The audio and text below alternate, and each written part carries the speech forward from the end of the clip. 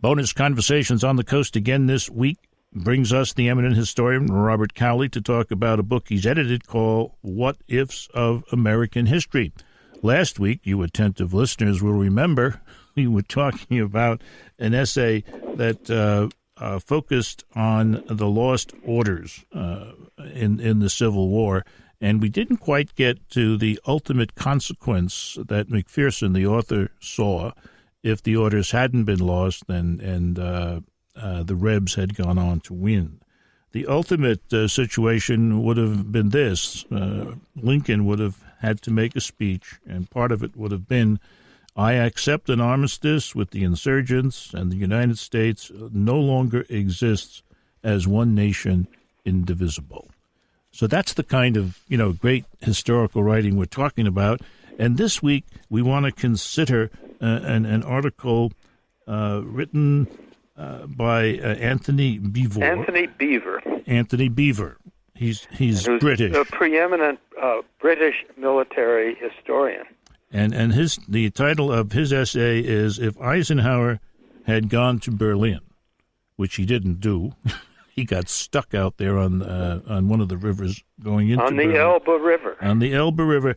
And let's forget Eisenhower for a minute, because one of the first important points that Beevor makes in his essay, I think, is to detail the reasons why Stalin was so set on getting into Berlin first. What were they?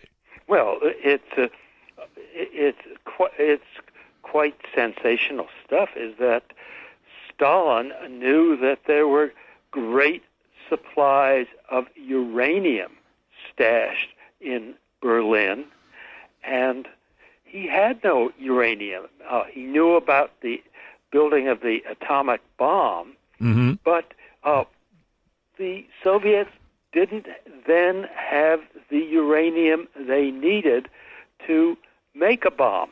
And they suddenly discovered that there it was in Berlin, and he was willing to do anything to get those supplies, and including losing hundreds of thousands of men, which he did. And he persuaded Eisenhower that he really didn't have much interest in Berlin. He'd take it, but Eisenhower was more worried about a possible Soviet drive along the Baltic Sea towards Denmark. Well, and he was also concerned with what turned out to be a total myth, that there was a significant resistance or German forces in a place called the Final Redoubt. That's right. I mean, that was a lot of craziness. That was like an urban myth. Yep. Or a military myth. We got fooled, plainly fooled, because there were no German troops down there. And so he just decides, okay, we'll stop at the Elbe, which is maybe 50 miles from Berlin, a little bit more. It's not worth wasting all those soldiers on all those lives on the German capital. Let the Soviets do it. One of the things that struck me as I was reading this particular essay is that when I go back to those times, and please God, I was quite young then, and I would go to the movies, and there would always be the movie tone news, with the chicken or whatever the heck it was, would go quack, quack, quack. And then they would show you scenes of what was going on in Germany, and it was always scenes of destruction, people wandering around in the rubble trying to find some food, and all like that. And what struck me in this essay is that on the ground, meanwhile, there were people looking at and considering assets, assets that were never shown to me by my movie tone news. Am I crazy? No, you're not crazy. And there were whole portions of Germany that weren't that badly touched by the war. And the Americans came into Germany, and sometimes they thought, gee, this is just like home. They have flush toilets, they have telephones. We thought they had nothing but rubble. Yes. Oh. Well, if you're a self-respecting movie cameraman, you're not going to take pictures of unblemished houses. Yeah.